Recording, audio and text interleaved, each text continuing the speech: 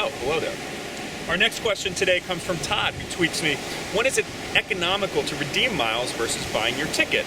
There's a lot of different factors at play here. I think the first one is your budget.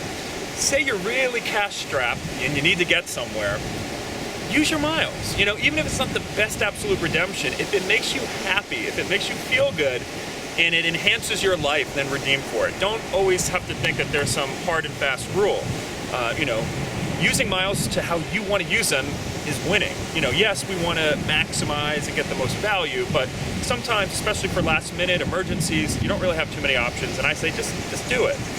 In general though, it really depends too if you're aiming for elite status. So you may redeem miles to go to Asia in first class, but you're going to earn 0 elite qualifying miles and miles on that huge trip. So if you're going to keep top tier elite status every year, you really need to balance when you buy, when you upgrade, and when you straight out redeem for miles. So, you know, that's definitely something to take into account. I always recommend, you know, spend money when you can afford it and when, you know, you're going to value those elite miles.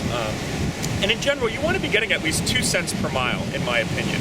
If you're not getting 2 cents per mile or per credit card point, you're going to want to get a credit card that gives you 2% cash back, or like Barclays Card Arrival, 2.2% when you redeem towards travel, Capital One, 2%. There's a bunch of different cash back cards out there.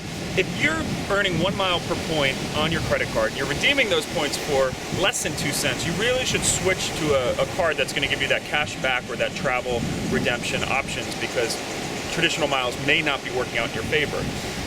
But in general, you know, I would say try to get at least 2 cents per mile. The higher the better. But at the end of the day, if it feels good, redeem. You don't want to hoard miles because they lose value over time, as we've seen with all these devaluations.